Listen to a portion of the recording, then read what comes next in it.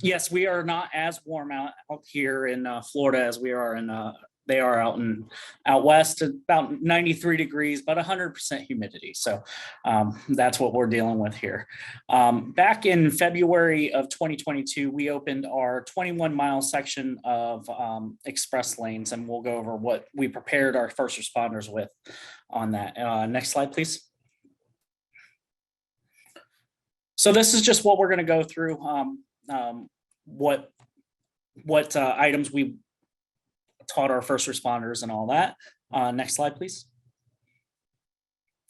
So just to give you a little bit of an overview, our express lanes here in Orange County, Seminole County, we call it I-4 Express. It was a 21-mile reconstruction of both the general purpose lanes and the express lanes.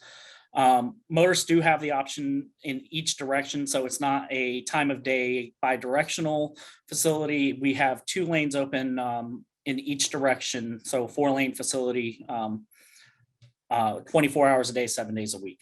The difference between ours and a lot of other managed lanes in the nation is ours are separated by a concrete barrier wall, whereas a lot of the other ones in the nation are separated by tubular markers.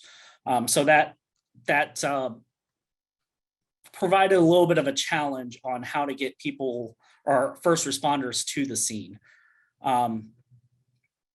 The responder training and outreach meeting began well before we opened the facility, but the hands-on training that we're going to go over happened closer to the opening, when we actually could get physical hands-on training before we opened it to the public. And it did open February 25th, 2022. Next slide, please. So this is just a view of what it looks like. This is just outside of Orlando, and then a map of the full express lanes. Next slide, please. And this is just an overview of another rendering of what our express lanes look like. And as you see, there is a barrier wall in the middle and on the outside separating the general use lanes. Next slide, please. So all of our tolling is collected electronically. There's no cash option. It's all toll by plate. It does require a SunPass or any other Florida accepted transponder, which you can see on the right. Next slide, please. And then just some of the signage. The toll rates are displayed before entering the lanes, so motorists are advised what the rate is going to be. The motorists will pay the amount or shown less, and additional signing is on the exits as well. Next slide. So permitted vehicles, any 2-axle vehicle equipped with Florida transponder is accepted. So trucks or trucks with 3 axles or more are excluded from the express lanes. This includes trailers, boats, anything of that nature. Our transit agency and links of Vanpool are permitted in there, so we do allow buses. And we've worked with our first responders to make sure they have toll exempt cards or transponders. Next slide, please. So there are 2 types of ramps used to access the facility. There are 14 slip ramps that merge out of the general use lanes, and then 14 direct ramps from arterial roads that directly go into the express lanes, and 1 ramp from our Florida Turnpike facility. We have emergency access gates that our first responders have access to, and we allow our first responders to access any entrance they feel that is going to increase their response or decrease their response time. So we don't dictate to them how to get to the scene. We just give them their options, and they find the fastest route. Next slide, please. So these are just the different ramps I was speaking of, slip ramps that just come on and off of the general use lanes. And then we have the direct ramp lanes, direct connect ramps. Next slide, please. So our emergency access gates, they have these beacons on there, and there's 5 in each direction for the 21-mile stretch. Signage is on them. So we have on the top of it where exactly the physical mile marker is for that ramp. The next line is actually where the responder needs to come in at to get to that that gate. So it's very clear on where they have to enter to get to it. And then direction, eastbound, westbound, and all that. So next slide, please. So we have 5 options to open these gates. We can do it here from our Regional Transportation Management Center. That's key to know when these gates take about a minute to open. So you can imagine a large fire apparatus just hanging out in the left lane because they're not going to be able to fit on the shoulder, could be dangerous. So we've worked with our partners to make sure that, that we're getting timely information to where they're responding and where they're going. So we can actually have these gates open for them prior to getting there. It's a little tricky because we don't want to leave them open too long, because then we'll get motorists that will sneak through the gates. Another option is a SOS system. And responders can use their Yelp siren to activate the gates. We also have a click to enter. This is a frequency on their radio that they can use to click into the gates. And then a pin for the gate, which I won't disclose. And hand crank is the absolute last resort. It'll take a fit man probably about 7 to 5 minutes. It takes myself about 10 minutes to open these. Got a little better as training went through, but they do take some time to open. Next slide, please. These are what the gates look like. They're heavy metal gates that ride up on top of the barrier wall. And then there's the pin pad. Next slide. We also put retroreflective stickers on the light poles. These were to help motorists communicate to 911 centers of where they were if they were involved in an incident. So the top one is, again, we focused on where would the responder need to get to this incident. So the cross street of where the responder needed to enter, the direction, and then the access type, whether it was a gate, slip ramp, or direct ramp, and then the exit number of where they're closest to. So next slide. There's also several standpipes located throughout the corridor that were located by GPS, and there are blue pavement markers on the right shoulder. We purposely put those 4 feet away from the shoulder so we can maintain them with just a shoulder closer, not a lane. Next slide. So we also gave a lot of hands-on material on instructional videos, which I'll show at the end. Other large maps that they could put into their stations. It looks very similar to the ones that we disseminated to the public, but these are actually for the first responders. It included information or dispatch for dispatch personnel. And early on, we also used drones. We didn't have our drone team up and running like we do now, but we piggybacked off a local fire department with us, and they were gracious enough to go through the whole corridor and GPS locate the whole express lane so they could provide it to every single agency throughout the corridor to put into their CAD. So we were very gracious on that. Next slide, please. And these are just some photos of the MOX incidents that we had. February was kind of a blur for me. The first beginning of 2022, we were doing a lot of training out there, hands-on. We would put my field unit into the act like it was in the wall and tell fire department to come and respond.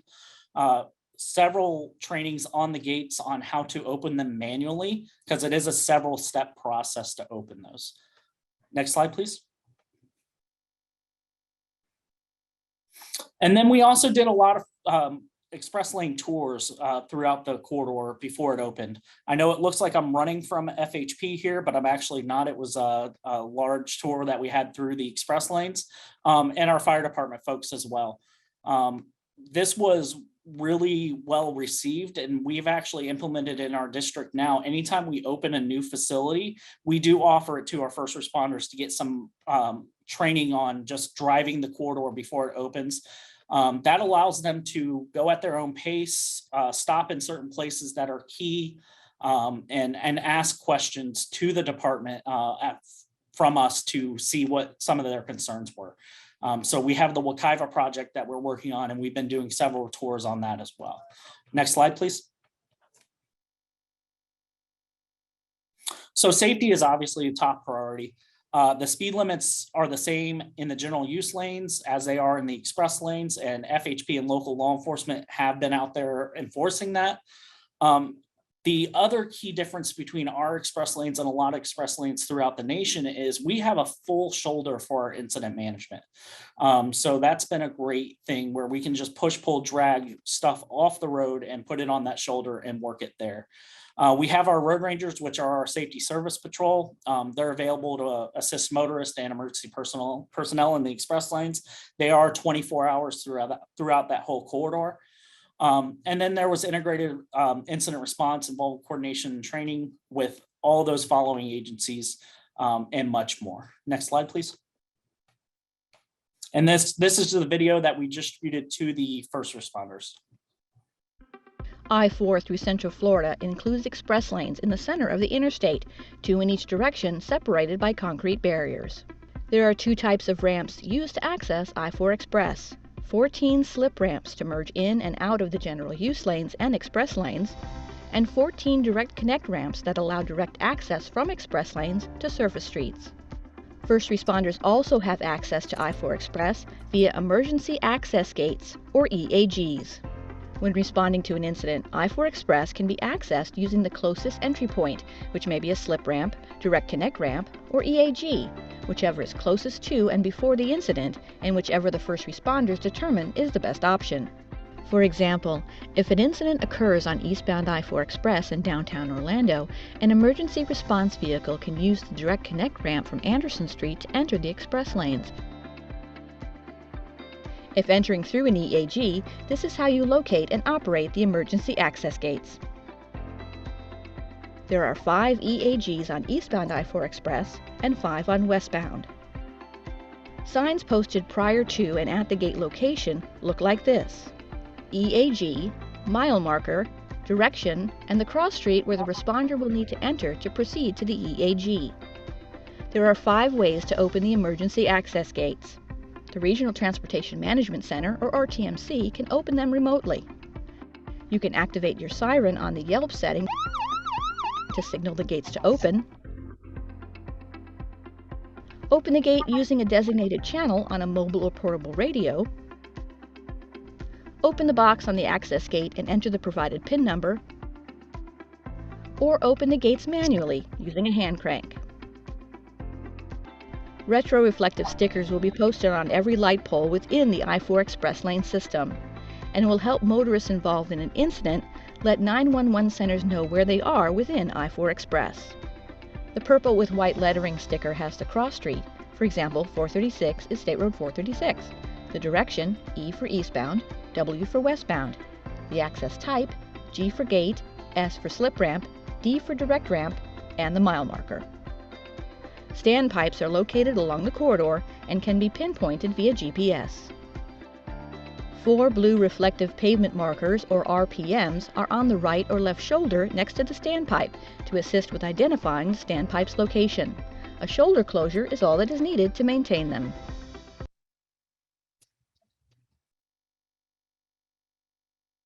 All right, and that was our video that we gave to all of our first responders. And it was well received. So that's what we do in our managed lane systems. There were a couple questions in the chat.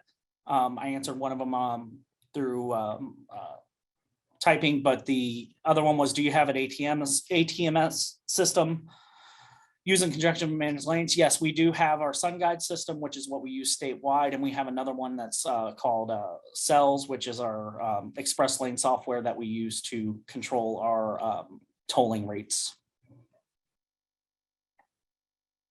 Thanks, Mike. There's another one here from our friend Chris King about maintaining sand pipes. Do you know anything about that? So we bounce off of our fire departments for that, and our asset management goes out there and looks at them periodically to make sure that they're still good. Yeah, okay. So I can't help thinking, and one of the reasons we were interested, in Mike's presentation, with the managed lanes, you're almost forced to have a plan or an additional plan. But wouldn't it be great if we all TIM around the country was managed that way? Was coordinated training on segments of road, pick a segment of road and get everyone trained up. Better, coordination, so everyone is on the right page. The meetings that led up to that training on site like you did. So I just think that there's a lot of messages there that when you're doing a managed lane. I actually managed a managed lane in the Boston area for a while, and we did do that, but we didn't do it for the rest of the state. And I know it's a big state, but it is a great way to expand our national TIM program, is for folks to think in those terms. So great job, Mike. Thanks very much. Appreciate it. Any more questions? We're gonna go to Jeff for some questions here. Any other questions for Mike? I do see one for the towing industry. We did also invite our towing partners to it as well, that we're working through the managed lanes. And they were appreciative of it as well. So we do have towing partners throughout our district that help us out with these things. So okay, great, Mike. So I see there's a couple of questions for Jeff too. Shall I help me out here? Absolutely. So yeah, I'm scrolling through the 86 chats. Yeah, no, there's a couple of questions. So one was on, do you foresee the use of RSUs to send TIM messages to those vehicles that support the technology? So congestion, incidents, SPAT, other things. Right. RSU refer to this National Connected Vehicle, that vehicle one day will all equipped with the radio and then talking to the intersections for some functions. So yes, I think this is real, right? Israel, yes, it is possible for RSU to send something back to the emergency vehicle. But the one thing that we got educated on is, if you ever hop into the cab of fire engines, that is just very harsh, meaning you want to add an additional indicator or something, a readout nature. It's just not feasible as they would say it. But that's go in hand with another, I think was from Virginia, that is help clarify that the use of EVP does not mean that you disregard the traffic signal. I think the standard operation procedure being all operators were asked to slow down and stop.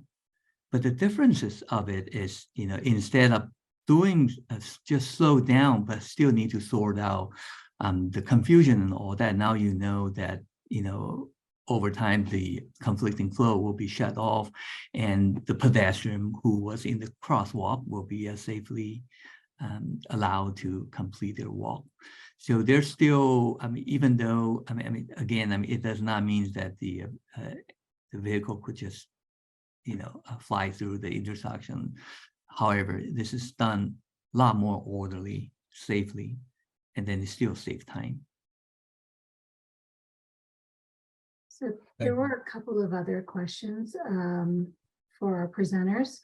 One of the participants noted the value of a cloud-based approach for establishing detection zones and allowing for timed green waves to flush out the traffic ahead. I'm wondering whether you guys do that at MAG and member agencies. That is really the advantage of this cloud-based. I think what this comment referring to is because you are literally mapping a moving dots from a vehicle and the intersections. With that real-time update information, you could do a lot more. You could consider perhaps the traffic conditions. So that time before the signal got preempted is not a fixed one. You actually could wrap in other factor. So that then again, the idea is that we don't want the vehicle to arrive at the intersection stop bar while the intersection is still struggling to trying to provide the preemptions. So that, so-called green band being, yes, I mean, you could now better time this more precise time to provide the preemption service to the approaching vehicle. Right, so you're clearing out large queues of stop traffic before the fire engine or the ambulance even gets to the intersection, because you know its likelihood of arrival time. Yeah, that, I mean, with the cloud-based, there's an opportunity to do that. But if you just have the hardware emitter on board, there's not much you could do. It's pretty straightforward. You just shoot to the intersection and start working on something.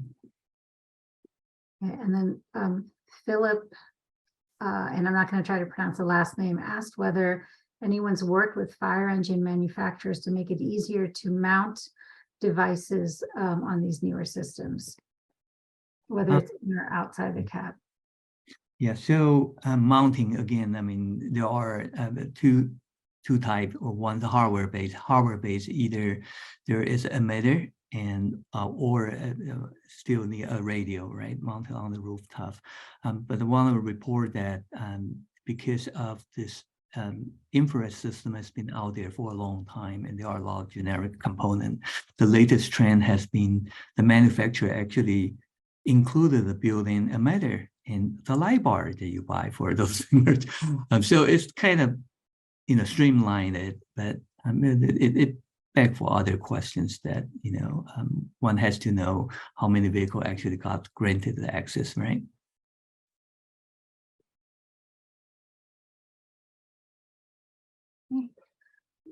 Okay. So I know we have some other comments and questions in the chat bar, but I think we'll move on to, because we did have something to share. We did have a listening session. So Jeff and Mike, thanks so much for taking your time. I know we ask a lot for these presenters. For those of you that don't know, we ask them to do a prep call, and then we ask them to get on early and to do a dry run and prepare a presentation. So it's not just the time spent here, but we really appreciate it. The nation is well served by sharing this information that you guys have shared today. So well, thanks very much. So with just one more comment on the EVP. So, you're all not EVP experts, you're not all traffic engineers, traffic signal coordinators and things like that. But you are TIM people. So when you hear about a new system going in, or there's a planning for a new system, a lot about TIM is inserting yourself, right? Inserting yourself for the better good. So we just keep that in mind when you do hear new construction, new things going onto the highway, to the roadway, that that you might be able to improve and improve on the technology, right? EVP's been around a long time, but not necessarily the latest and greatest in technology. And that's what every day counts is about, the latest and greatest technology. So thanks again, folks, guys, and we'll go on to the next slide here. I think almost on time. So I wanted to make you aware of some funding, not a lot of funding that's available. So every state has a state transportation innovation council. It's an incentive program, and it provides the DOTs with $100,000 to sort of get something up and started, or help get something up and started for innovation. So it has to be sort of innovation related. But that doesn't mean it, the funding can't eventually get to others beyond the state DOT. The mechanism for the funding would go through a state DOT. So we've learned that, and it's $100,000 per state per fiscal year. So we've learned that for this fiscal year, which ends September 30th, many states haven't applied for their stick funds to use up their stick funds. So, and then also in the new fiscal year is coming up October 1st. So they can, there's another round of funding that can be made available. So we just want to, Fischel, did we list the states here somewhere? Yeah, there's a slide at the end with the states. Oh, okay. So we'll show you which states that